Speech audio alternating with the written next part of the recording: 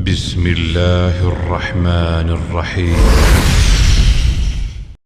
إن الحمد لله نحمده ونستعينه ونستغفره ونؤمن به ونتوكل عليه ونعوذ بالله من شرور أنفسنا ومن سيئات أعمالنا من يهده الله فلا مضل له ومن يضلل فلا هادي له وأشهد أن لا إله إلا الله وحده لا شريك له وأشهد أن محمدًا عبده ورسوله أما بعد فإن خير الحديث كتاب الله وخير الهدي هدي محمد صلى الله عليه وسلم وشر الأمور محدثاتها وكل محدثة بدعة وكل بدعة ضلالة وفي رواية وكل ضلالة في النار. فأعوذ بالله من الشيطان الرجيم. بسم الله الرحمن الرحيم. يا أيها الذين آمنوا اتقوا الله وكونوا مع الصادقين. اللهم أرنا الحق حقا وارزقنا اتباعه وأرنا الباطل باطلا وارزقنا اجتنابه. اللهم علمنا ما ينفعنا وانفعنا بما علمتنا وارزقنا علما. رب اشرح لي صدري ويسر لي أمري واحلل عقدة من لساني يفقه قولي. معزز و محترم برادر مکرم مہمان خصوصی جناب ارشاد اللہ بیگ صاحب اور اسٹیج پر موجود علماء کرام اور برادران اسلام، واجب الاحترام بزرگوں، دوستوں اور عزیزوں، لائق احترام مائیں اور بہنیں، اللہ تبارک و تعالیٰ کا یہ بے انتہا فضل و احسان ہے کہ اس نے ہمیں دین کی توفیق عطا فرمائی اور اسی دینی سلسلے کی ایک کڑی آج یہ رائے پیٹا کے ایریے کے لحاظ سے ایک برانچ اوپن ہو رہی ہے، جس کا ہم نے نام منتخب کیا ہے معہد الامام ابن تیمیہ۔ معہد کا معنی ہے انسٹیٹیوٹ، اور انسٹیٹیوٹ میں عموماً تعلیمی دروس کی شکل میں ہوتے ہیں۔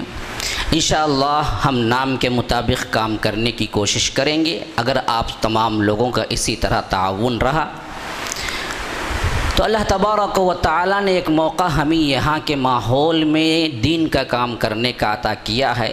یہ صرف اس کا احسان ہے، ہماری اپنی کوئی کارکردگی اس میں نام کی بھی نہیں ہے، ہم تو صرف اللہ تبارک و تعالیٰ کے لیے ہے۔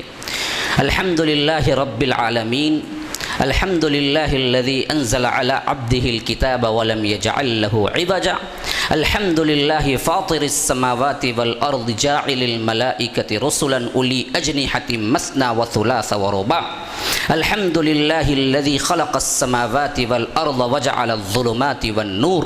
اللہ تبارک و تعالیٰ نے کئی سورتوں کی ابتدائی آیات الحمد سے شروع کیا ہے۔ سورہ فاتحہ الحمد سے ہے، سورہ انعام الحمد سے ہے، اسی طرح میں نے سورہ فاطر کی آیت پڑھی وہ بھی الحمد سے ہے، اسی طرح سبا ہے وہ بھی الحمد سے ہے، اور اسی طرح کہف ہے یہ بھی الحمد سے ہے۔ اللہ تبارک و تعالیٰ نے کلام اللہ میں جب اس کی اہمیت کو ظاہر کیا اور بہت سے مقامات پر حمد کے ساتھ شروع کیا، تو تمام تعریف اور مستحق لاحق شکر صرف اللہ رب العالمین کی ذات ہے، جس کے تعاون اور جس کی مدد سے اللہ تبارک و تعالیٰ کے اس دین میں ہمارے کا نام شامل ہو گئے ہیں کام کرنے کے سلسلے میں، ورنہ تو ہم ایسے ہیں سیاہ کار و گنہگار کہ اللہ تبارک و تعالیٰ کے دین کے سلسلے میں ہمارا کام کرنا یا کچھ ہونا یہ تو بعید بہت دور کی بات ہے، ہم تو سیاہ کار بندے ہیں۔ یہ اللہ کی رحمت ہوتی ہے کہ بندوں کو اللہ تبارک و تعالیٰ دین اسلام کی طرف رغبت دیتا ہے، کام کی توفیق ڈال دیتا ہے۔ یہ دراصل اسلام پر کوئی ہمارا اپنا اور ہم نے اسلام کے لیے کوئی مدد کی یہ نہیں ہے، بلکہ اسلام کی بہت بڑی مدد ہم نے قبول کر کے اور ہم پر اسلام نے کی ہے، ہم نے اسلام کے لیے کچھ نہیں کیا ہے۔ یہ چیز ہمیشہ ذہن میں رہنی چاہیے۔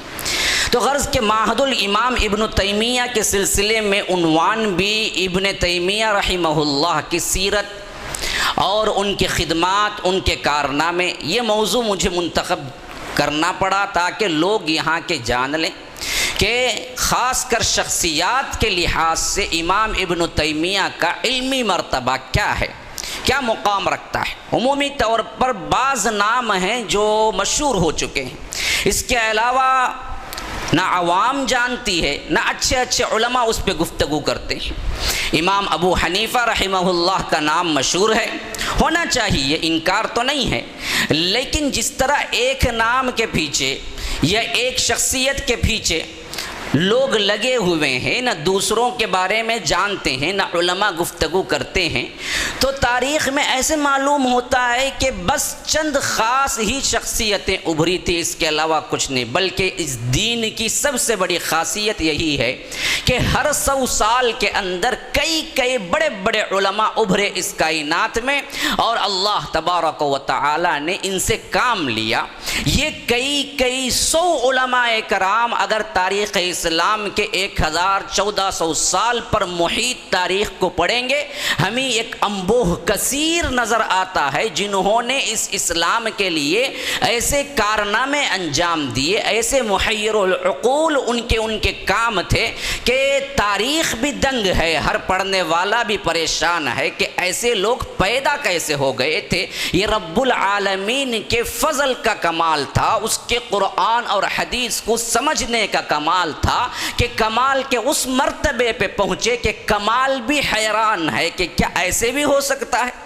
کمال خود بھی حیران ہے کہ ایسے لوگ بھی پیدا ہو سکتے ہیں کہ اللہ تبارک و تعالی نے ہر صدی کے آخری میں یا ہر صدی کے شروعات میں، جیسا کہ بعض احادیث بھی اشارہ کرتے ہیں کہ مجددین کو پیدا کرتا ہے، تجدید کرنے والے، دین کو نئے سرے سے اس ماحول کے مطابق، اس کے چیلنجز کے مطابق اس کو توڑ کر برابر دین اسلام کو سمجھانے والے اللہ تبارک و تعالی ہر قرن کے، ہر 100 سال کے شروع میں یا آخری میں اللہ تبارک و تعالی اس امت کو دیتا رہے گا۔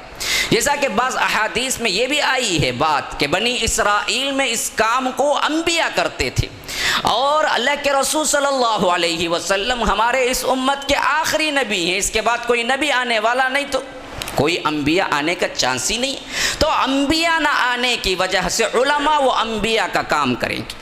تو یہ جو چیز ہے خاص کر شیخ الاسلام امام ابن تیمیہ اور ان کی سیرت، خدمات، کارنامے، اس عنوان پر آنے سے پہلے میں لفظ شیخ الاسلام پر گفتگو کروں گا، پھر اس کے بعد آؤں گا۔ دیکھیں بھائی، آپ لوگ بڑے اطمینان سے بیٹھے ہیں، یہاں پر چائے، اسنیکس وغیرہ کا بھی انتظام کیا گیا ہے، نماز کا آخری میں انتظام کیا گیا ہے، انشاءاللہ 9:30 بجے یا کچھ آگے پیچھے 5-10 منٹ آپ کو کیا ہے یہاں پر عشاء کا اہتمام کیا جائے گا۔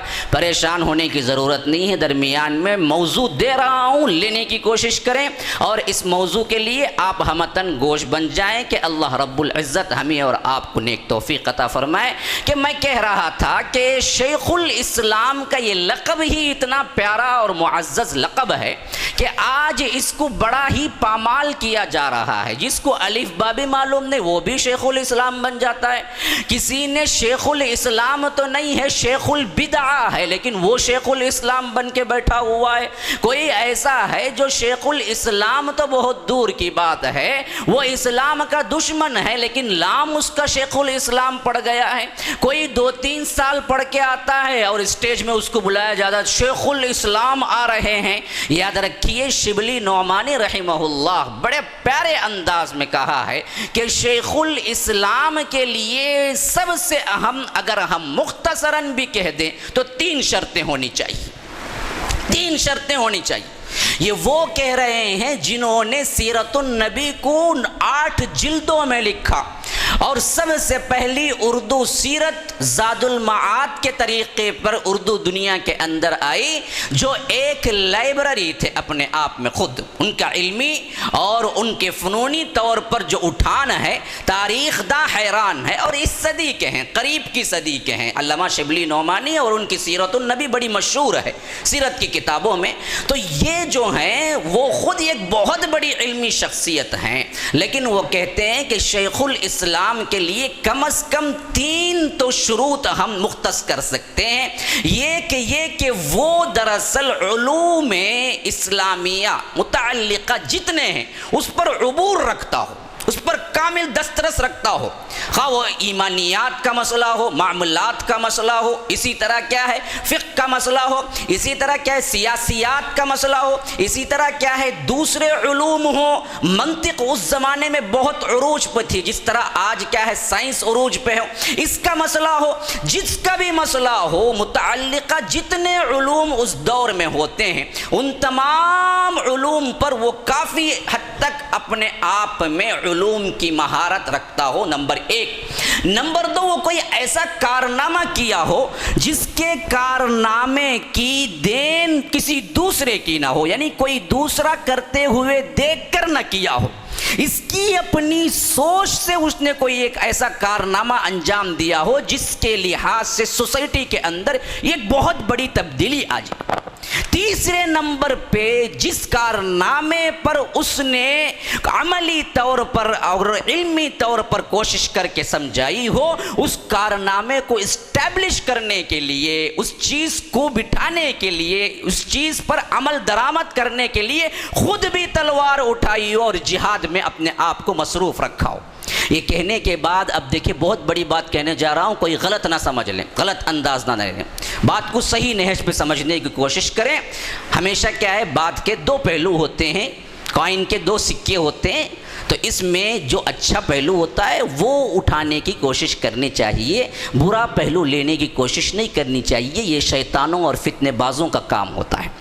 یہ کہنے والے جو علامہ شبلی نعمانی کیا کہہ رہے ہیں دیکھیے، وہ کہتے ہیں اگر آخری ایک شرط کو نکال دیا جائے، یعنی جہاد بالسیف، تلوار سے جہاد بھی کیا ہو مقصد اسلام کے لیے، تو ہمیں امام ابو حنیفہ، امام شافعی، امام احمد بن حنبل اور اس طرح کے امام بخاری، بڑے بڑے امام شیخ الاسلام نظر آتے ہیں، لیکن تیسری شرط بھی اگر مقرر کر دی جائے تو سوائے پوری تاریخ میں ابن تیمیہ کے علاوہ کوئی اور نظر نہیں آتا، جنہوں نے اپنی زندگی میں علوم میں بھی مہارت پیدا کی، اپنے طریقے پہ کسی کی تقلید میں نہیں، اپنے سوچ پر ایک ایسی تہذیب اور ایک ایسا اٹھان اٹھایا جو امت کے اندر بہت بڑا انقلاب کیا، اور جہاد بالسیف، تلوار سے جہاد کیا۔ اگر جہاد بالسیف کو نکال دیں گے تو ابو حنیفہ اس دائرے میں آئیں گے، امام مالک اس دائرے میں آئیں گے، احمد بن حنبل اس دائرے میں آئیں گے، اسی طرح کیا ہے محمد بن اسماعیل بخاری آئیں گے، مسلم قشیری آئیں گے۔ لیکن تیسری شرط بھی ہم عائد کر دیں تو پوری تاریخ اسلام میں ابن تیمیہ کے علاوہ کوئی اور نہیں ہو سکتا۔ اب اس سے اندازہ لگائیں کہ ابن تیمیہ کی شخصیت کیا ہو۔ اب بعض لوگ سوچ رہے ہوں گے چہنے والا ضرور اہل حدیث ہوگا جی، تبھی کیا کیا امام ابو حنیفہ کو گرایا ہے اور ابن تیمیہ کو اٹھایا ہے، سوچ رہے ہوں گے بہت سے لوگ۔ بات ایسی نہیں ہے۔ علامہ شبلی نعمانی حنفی ہے، یاد رکھ لیجیے، وہ کوئی اہل الحدیث نہیں ہے مسلکن۔ انہوں نے یہ بات جب کہی ہے تو یہ بھی یاد رکھ لیجئے، جب گواہی وہ لوگ دیں جو غیر متعلقہ ہوں، اس کی فیلڈ کے نہ ہوں، تو وہ معتبر گواہی۔ تو یہ ہے ابن تیمیہ کی شان تاریخ کے اندر، جو کہیں اور ہمیں نظر نہیں آتی ہے۔ اب آئیے شیخ الاسلام کی یہ 3 شرطوں پر کس طرح فٹ بیٹھتے ہیں امام ابن تیمیہ رحمہ اللہ، ہم مختصراً آپ کے ذہن میں خاکہ اتارنا چاہتے ہیں۔ پہلی چیز نوٹ کیجئے، امام ابن تیمیہ کی زندگی میں جہاد بالسیف کا مرحلہ بھی آیا، تاتاریوں سے جہاد کیا۔ دوسری چیز نوٹ کیجئے، قرآن اور حدیث پر اتنا عبور اور اتنا علم تھا کہ خود ان کے زمانے میں متفقہ طور پر بہت سے بڑے بڑے علماء نے یہ کہہ دیا کہ جس حدیث کو امام ابن تیمیہ کہہ دیں کہ میں نہیں جانتا، وہ حدیث ہی نہیں ہے۔ ابن تیمیہ سے اگر پوچھیں آپ اس حدیث کے بارے میں کیا کہہ رہے ہیں، اور ابن تیمیہ کہتے ہیں کہ میں اس کو نہیں جانتا، تو وہ حدیث ہی ہو نہیں سکتی۔ یہ ان کا مقام کو بتلانے کا مقصود ہے کہ کتنا اونچا حدیث میں مقام تھا. کوئی حدیث نہیں چھوٹی تھی. صحاح کے حافظ تھے. صحاح نہیں، صحاح کے علاوہ بے شمار اور کتابیں ہیں جو صحاح میں نہیں آتی ہیں. بخاری، مسلم، ابو داؤد، ترمذی، نسائی، ابن ماجہ، یہ 6 ہیں جو صحاح کے ہیں. احمد صحاح میں نہیں ہے. اس کے علاوہ دار القطنی ہے، دارمی ہے، یہ بھی صحاح میں نہیں ہے. مسند بزار ہے، یہ بھی صحاح میں نہیں ہے. الجامع الصحیح ہے، یہ بھی صحاح میں نہیں ہے. بے شمار اس کے علاوہ بڑی بڑی حدیث کی کتابیں ہیں جو صحاح کے اندر نہیں ہیں. 6 کتابوں کے اندر نہیں آتی ہیں، صحاح 6 جس کو کہا جاتا ہے. لیکن یاد رکھ لیجئے، اگر یہ کہہ دیں ابن تیمیہ کہ میں حدیث نہیں جانتا، تو علماء کہتے ہیں کہ گویا کہ وہ حدیث ہی نہیں ہے. تبھی ابن تیمیہ کہہ سکتے ہیں کہ نہیں جانتا.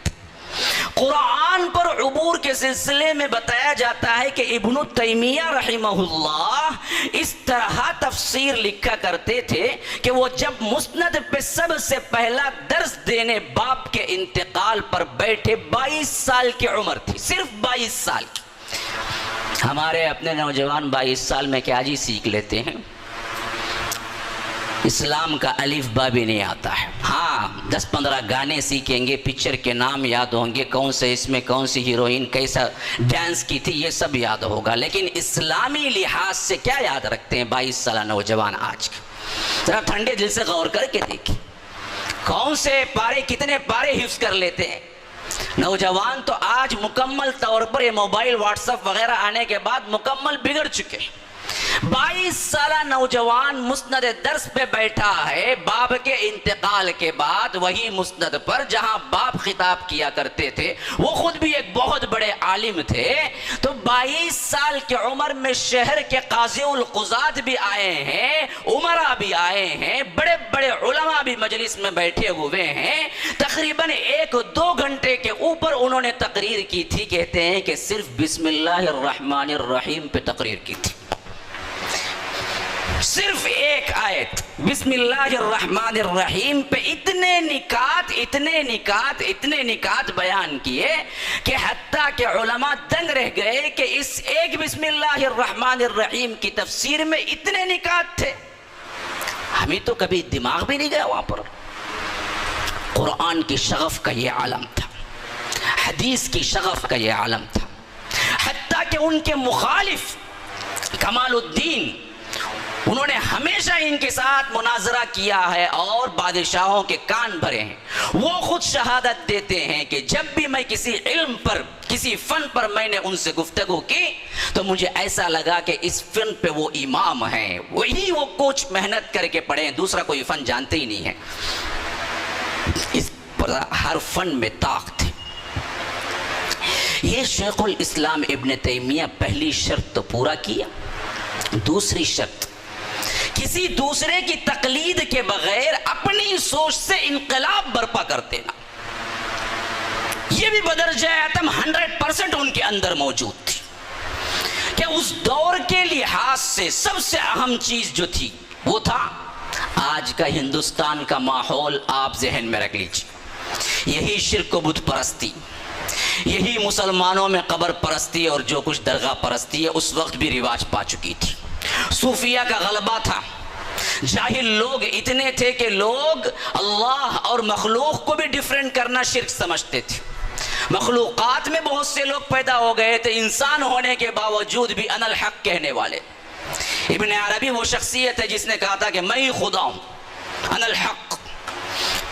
یہ کچھ بگاڑ عقائد میں آ چکا تھا اور بزدل ایسے تھے کہ تاتاریوں سے جنگ کرنے کے بجائے اس وقت کے لحاظ سے تاتاری کو اللہ کا عذاب سمجھ کے بھاگتے تھے. اتنا کمزور اعتقاد ہو چکا تھا. ایسے ماحول میں ابن تیمیہ رحمہ اللہ نے آنکھیں کھولی ہیں اور انہوں نے امت کو ایسا جاندار بنایا اور اس طرح عقائد کو سنوارا کہ انہی کی کتاب الایمان ہے، انہی کی عقیدہ واسطیہ ہے جو آج تک مدارس میں درس کی حیثیت سے عقیدے میں شامل ہے. انہی کی حموی ہے، حمویہ. صرف چند سوالات لکھ کے بھیجے تھے عقیدے میں تو انہوں نے کتاب لکھی عقیدہ الحمویہ الکبریٰ. یہ حمویہ ایک گاؤں کا نام تھا، وہاں سے سوالات آئے تھے، انہوں نے کتاب لکھ دی. چند سوالات ایسی کتاب لکھی کہ آج تک وہی کتاب کئی بڑے بڑے مدارس میں نصاب میں شامل ہے عقائد کے سلسلے میں. عقائد میں نہیں، حدیث میں جائیے، تفسیر میں جائیے، فقہ میں جائیے. فتاوی امام ابن تیمیہ 32 جلدوں میں موجود ہے، اور وہ فتاوے ایسے جاندار ہیں. آج بھی اگر کسی مسئلے میں آپ کو فتویٰ چاہیے تو وہ فتاوے کافی ہیں. تقریباً زمانہ اتنا گزر چکا ہے، 800 سال کا زمانہ گزر چکا ہے، لیکن آج بھی جاندار ویسے ہی لگتے ہیں. انہی مسائل پہ گفتگو کیے جو آج ہمارے لیے ضرورت مند ہے. تو اس طرح انہوں نے ہر فیلڈ میں انقلاب برپا کیا. اس سے پہلے نہ کوئی نظر آتا ہے، نہ اس کے بعد کوئی نظر آتا ہے. تیسری چیز، اللہ نے ماحول ایسا دیا تھا کہ جنگ کرنا پڑی. تاتاریوں کا فتنہ عروج پہ تھا. اس وقت یہ سپہ سالار کا سا کردار ادا کیا. بڑے ہی شجاعت کے ساتھ، دلیری کے ساتھ میدان جنگ میں کود پڑے. حتیٰ کہ میدان جنگ میں کود پڑنا تو کیا، بڑے بڑے عمرا جو اس میدان جنگ سے بھاگ رہے تھے انہیں اپنی تقاریر سے گرما دیا اور واپس بادشاہوں کو لا کے مصر کے بادشاہ وغیرہ سے جنگ کروائی تاتاریوں کے خلاف. تو یہ تینوں لحاظ سے شیخ الاسلام اگر فٹ تاریخ میں کسی پر بیٹھتا ہے تو وہ امام ابن تیمیہ رحمہ اللہ ہے. اور یہ شیخ الاسلام کا لقب بھی اتنا اونچا ہے، ہر کس و ناقص کے لیے استعمال کرنا اس لفظ کی توہین ہے. آج یہ عوامی لحاظ سے ایک برائی عام ہو چکی ہے. ذرا ذرا کوئی پڑھ لیتا ہے تو فضیلت الشیخ بن جاتا ہے. اور میرے لیے بھی کبھی کبھی اس میں بڑی ہی شرمندگی ہوتی ہے. فضیلت الشیخ کا مرتبہ تو کیا ہے، یہ جاوید اس کے پاؤں کی دھول کو بھی نہیں پہنچتا اور فضیلت الشیخ کہہ دیتے. میں تو ہمیشہ اپنے آپ کو ناچیز کہتا ہوں. فضیلت الشیخ کا مقام میرا ہے ہی نہیں. میں معذرت کے ساتھ کہہ رہا ہوں شیخ کو، کبھی مجھے فضیلت الشیخ کے لقب سے نہ پکار. یہ سب بڑے بڑے علماؤں کے القاب ہیں، ہمارے لیے نہیں ہیں. ہم تو ابھی طفل مکتب ہیں اس معاملے میں. ہمارے لیے فضیلت الشیخ یا شیخ الاسلام، یہ بعض لوگ ڈھنڈورا پٹواتے ہیں، یہ سب کچھ غلط ہے، لفظ کی توہین ہے. ہم تو ابھی طفل مکتب ہیں. اس حیثیت سے ذہن میں رکھ لیجیے. اب آئیے مختصر زندگی کا خاکہ آپ کو پیش کرتا ہوں. شیخ الاسلام امام ابن تیمیہ رحمہ اللہ پیدائش کے اعتبار سے ہجری 661 ہجری میں شام، عراق اور ایران کے درمیان ایک گاؤں ہے حران، وہاں پر 10 ربیع الاول اس میں پیدا ہوئے. اور باپ کا نام تھا عبد الحلیم بن عبد السلام، ماں کا نام تھا فاطمہ. اور انہوں نے جب اس دنیا میں آنکھیں کھولی تو بڑے ہی علمی گھرانے، اور باپ بھی بہت بڑے عالم تھے، ماں بہت ہی عابدہ اور زاہدہ تھی. میں ہمیشہ کہا کرتا ہوں کہ جہاں بڑے بڑے لوگوں کا نام آتا ہے ان ناموں کے پیچھے ماؤں کا نام آتا ہے. جس کی ماں غلط ہو اس میں سے کوئی اچھا پھل نہیں نکل سکتا. جس کی جڑیں خراب ہوں وہاں سے کوئی اچھا پھل آنے کی امید نہیں کی جا سکتی. اس وجہ سے بیویوں کا انتخاب کرو تو بھی سوچ کے کرو. اور جب کوئی بیوی ماں بن جاتی ہے تو وہ بگڑی ہوئی ہے تو اچھی بن جائے، کیونکہ اولاد پر اس کا اثر پڑتا ہے. امام ابو حنیفہ رحمہ اللہ کے ماں کا بھی بہت بڑا واقعہ ہے کہ انہوں نے سچائی کا درس کس طرح دیا تھا. ان کی ماں بھی بڑی عظیم تھی.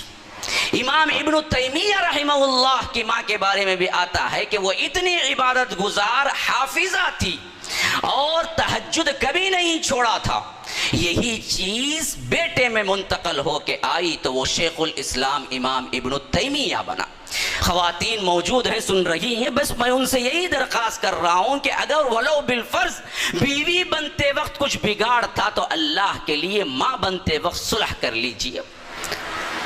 ماں بنتے وقت کم از کم اس بگاڑ کو چھوڑ دیجئے. ماں بنتے وقت سمجھیے کہ اب تم صرف ایک شوہر کی نہ رہی، بعد میں تم نسل کی ماں بننے والی ہو. نسل خراب ہو جائے گی اگر تم بگڑی ہوئی ہو. تو امام ابن تیمیہ رحمہ اللہ کی ماں بھی بڑی عابد زاہدہ تھی. اور ابن تیمیہ اصل میں ان کا نام نہیں ہے، ان کا نام رکھا گیا احمد، اور ان کا لقب تھا تقی الدین. اور ان کی کنیت تھی ابو العباس۔ ابن تیمیہ اصل میں ان کے دادا کی ایک بیٹی تھی جس کا نام تھا تیمیہ۔ وہ دادا کی محمد بن خضر کہتے ہیں ان کے دادا کو۔ ان کے دادا کی جو بیٹی تھی ابن تیمیہ، وہ اتنی عابدہ اور زاہدہ تھی، پارسا تھی، کہ خاندان بھر میں مشہور ہوئی۔ جب ان کا انتقال ہو گیا تو خاندان والوں نے اپنے خاندان کو ان کی طرف منسوب کر دیا، تو اس وجہ سے خاندانی لحاظ سے تیمیہ کہلائے۔ عبدالسلام، عبدالحلیم یہ بھی تیمیہ ہی ہیں، لیکن خاندانی لقب سے جو مشہور ہوئے وہ امام ابن تیمیہ ہے۔ اصل میں ان کا پورا نام یوں بنتا ہے، امام تقی الدین ابو العباس احمد ابن تیمیہ رحمہ اللہ۔ نام احمد، کنیت ابو العباس، لقب تقی الدین، یہ ہے ان کا پورا نام۔ والد کا نام عبدالحلیم بن عبدالسلام، والدہ کا نام فاطمہ۔ ڈیٹ آف برتھ 10 ربیع الاول 660 پر 1 ہجری پیدا ہوئے حران کے اندر۔ جب بچپن ہی کا موقع تھا تو ان کے وہ جو کہتے ہیں نا جی ہونہار بروا کے چکنے چکنے پات، یہ دراصل فارسی کا محاورہ ہے۔ جو ہونہار بننے والا ہوتا ہے اس کی چمک پہلے ہی آنی شروع ہو جاتی ہے۔ ہونہار جو بھی ہیں ان کے اٹریکشن، ان کے جو کچھ ایکشنز ہوتے ہیں بچپن ہی میں کچھ نرالے ہوتے ہیں۔ یہ ذہین و فطین تو خاندان میں مشہور ہی تھے، لیکن ان کے کیریکٹر کے لحاظ سے بھی بہت سے چینجز تھے جو بچپن ہی میں شہادت دے رہے تھے کہ یہ کوئی بہت بڑا عالم بننے والا ہے۔ کہتے ہیں کہ ان کے حافظے کے بارے میں 7 سال کے اندر ہی مشہور ہو گیا تھا کہ ایک بار جب سلیٹ پہ دیکھ لیتے ہیں پھر وہ بھولتے نہیں۔ کمپیوٹر میں بھولات ہو سکتی ہے، وائرس آ سکتا ہے اور ہارڈ ڈسک فیل ہو سکتی ہے، لیکن اللہ نے دماغ ان کو ایسا دیا تھا کہ ان کا دماغ جب کوئی پکچر کیپچر کرتا تو وہ کبھی پھر خلل نہیں آتا۔ برسوں پہلے دیکھے ہوئے کتاب بھی حوالہ دیتے وقت سامنے موجود نہیں ہوتا، لیکن حوالہ برابر دیتے۔ تو ایک مرتبہ وہاں کے مشہور عالم ابن حلبی وہ آتے ہیں اور پوچھتے ہیں کہ ایک بچہ بڑا مشہور ہے جو احادیث کے سلسلے میں جو بھی آپ پوچھے سوال کا جواب دیتا ہے، وہ بچہ کون ہے؟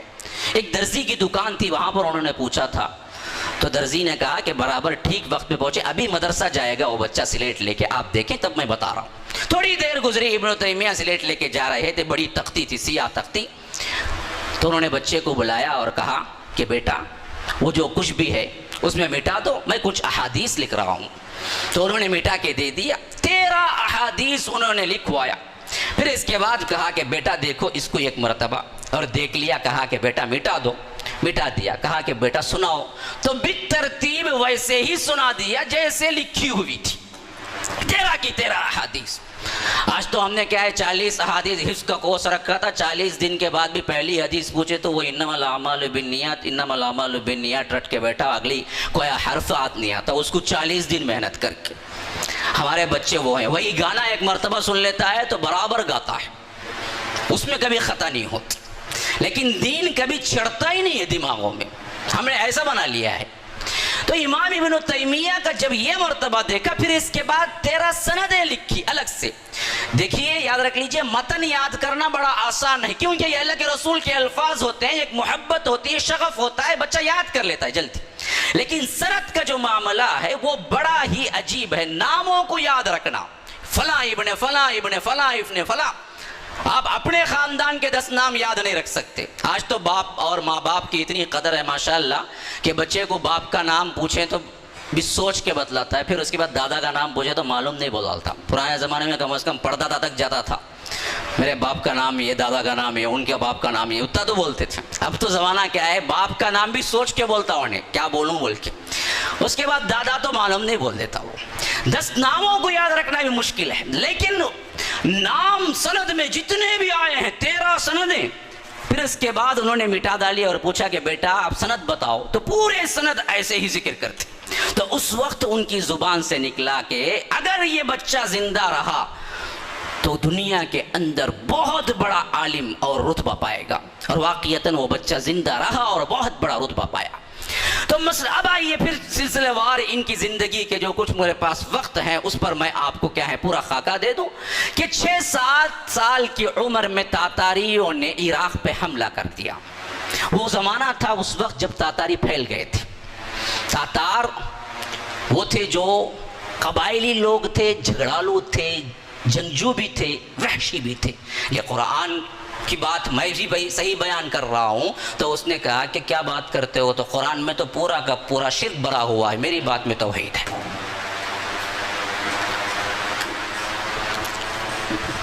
عقائد کا بگاڑ یہاں پہنچا ہوا تھا.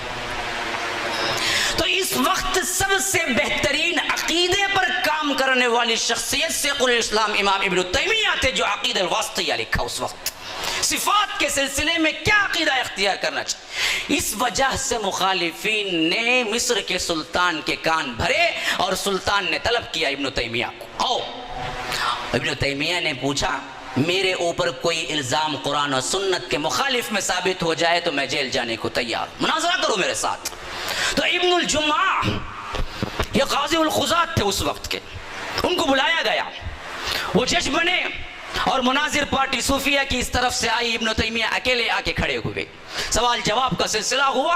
ابن تیمیہ نے ہر بات کو قرآن و سنت سے ایسے ثابت کیا کہ باوجود مخالف ہونے کے ابن جمعہ نے کہا کہ میں کوئی فیصلہ نہیں کر سکتا ابن تیمیہ کے خلاف، کہ انہیں قرآن اور حدیث کے بغیر کوئی بات ابن تیمیہ نے نہیں کی، رہا کر دیا گیا. اب ابن تیمیہ مصر میں آئے تو کہا کہ اچھا تم لوگ میری مخالفت میں مصر میں آگ بھرتے ہو، دیکھو میں مصر ہی میں ٹھہر کے یہاں پر کام کروں گا. اور انہوں نے کام شروع کر دیا توحید پر. سب سے پہلا یہ کام کیا کہ دریائے دجلہ کے قریب ایک چٹان تھی جہاں پر لوگ مزار کی حیثیت سے ہفتہ وار جا کے مرادیں مانگا کرتے تھے. انہوں نے کچھ مزدوروں کو ساتھ لیا، رات گئے، چٹان کو نیست و نابود کر کے نام و نشان مٹا کے آ گئے. صبح لوگ پریشان ہو کے آئے کہ آپ نے کیا کیا. کہا کہ یہ عقیدہ مسلمانوں کو دیا ہی نہیں گیا تھا، تم نے چٹانوں اور مزاروں کی عبادتیں شروع کر لی. اسی کو مٹانے کے لیے تو محمد الرسول اللہ صلی اللہ علیہ وسلم آئے تھے. اور اس کے بعد مجمع میں ایسا بلیغ خطبہ دیا کہ بڑے سے بڑا وہ مزار پرست، درگاہ پرست بھی آنکھیں جھکا لی. حکمت سے بھی بات کرنا آتا تھا، لیکن جہاں سیف تلوار کا اٹھانا تھا وہاں پر بھی اٹھاتے تھے.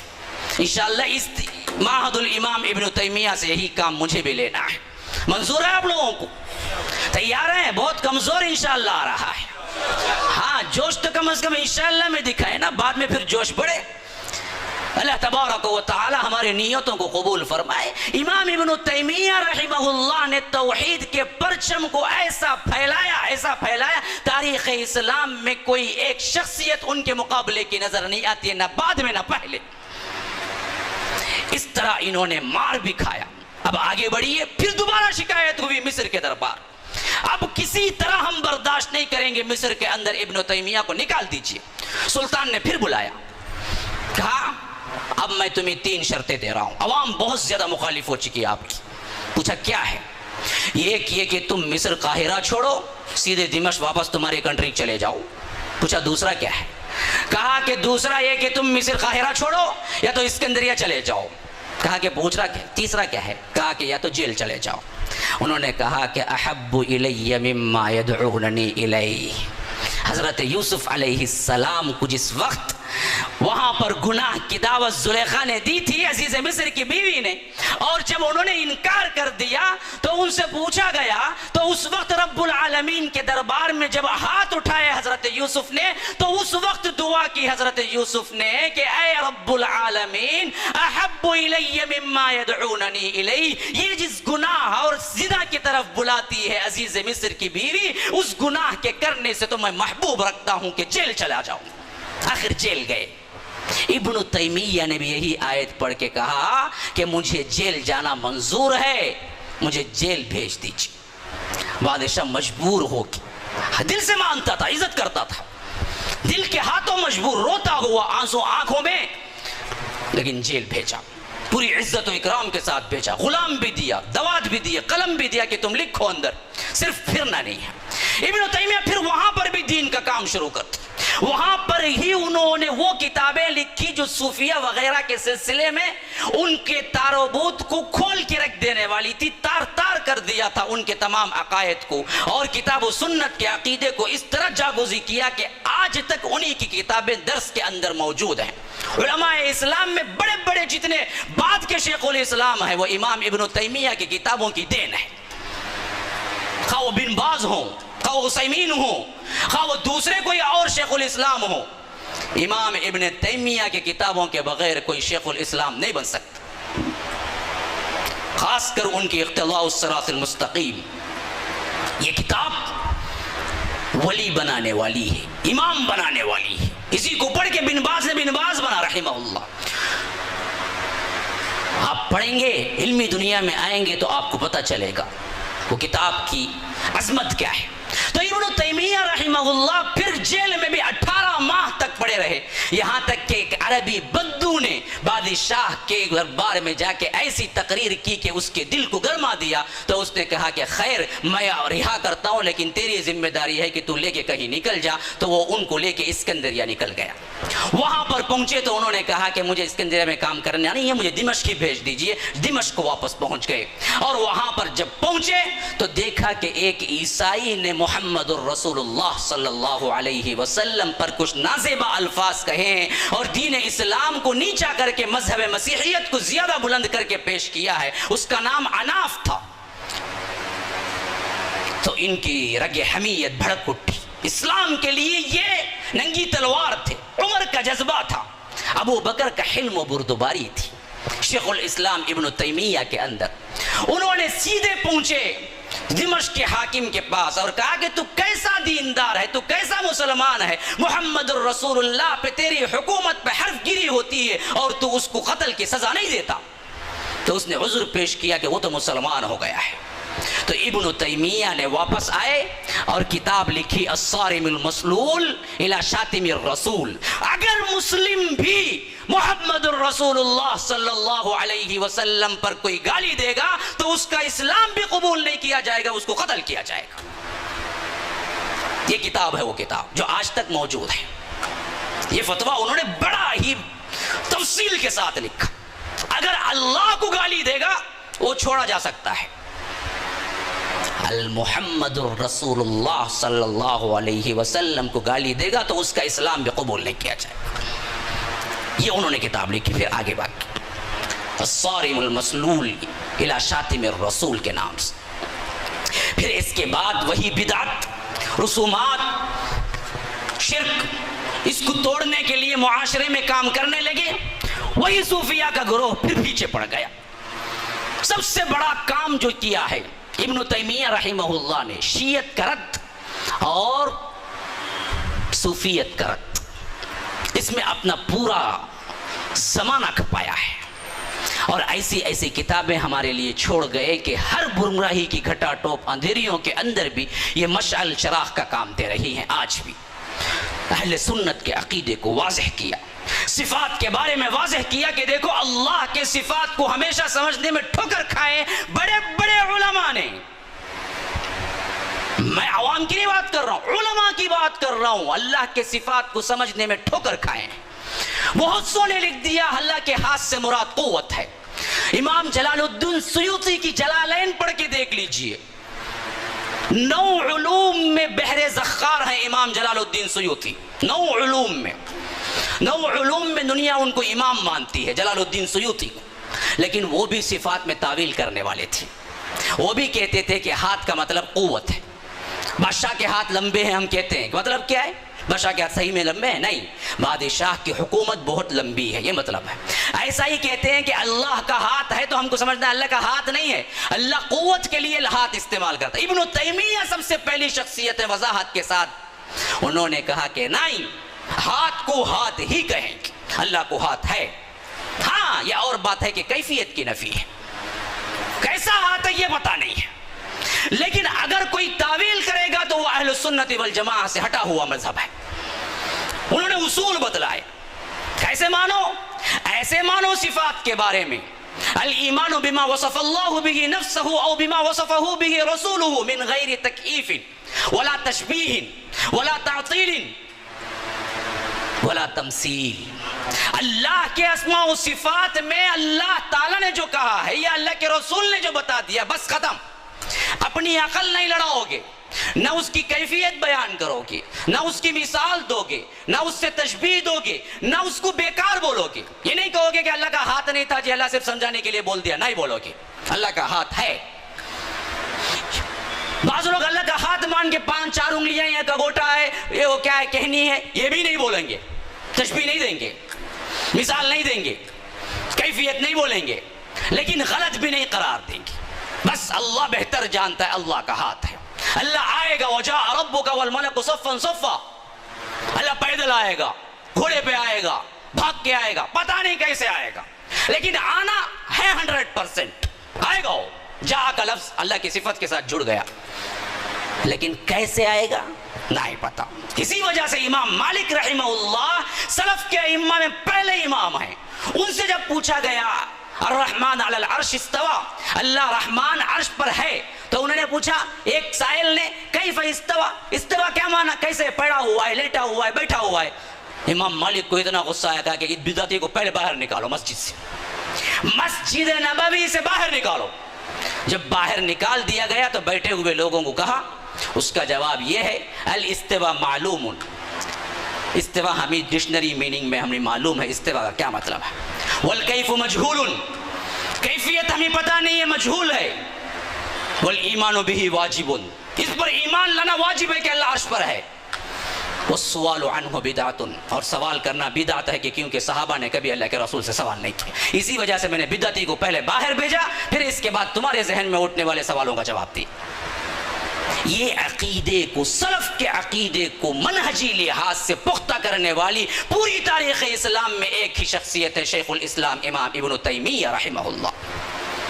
اس کے لیے انہوں نے پورا وقتاً مندھن لگا دیا، تو مخالفین بھی اپنے ایڑی چوٹی کا زور لگایا کہ انہیں قتل کر دے. سازشیں کی گئی.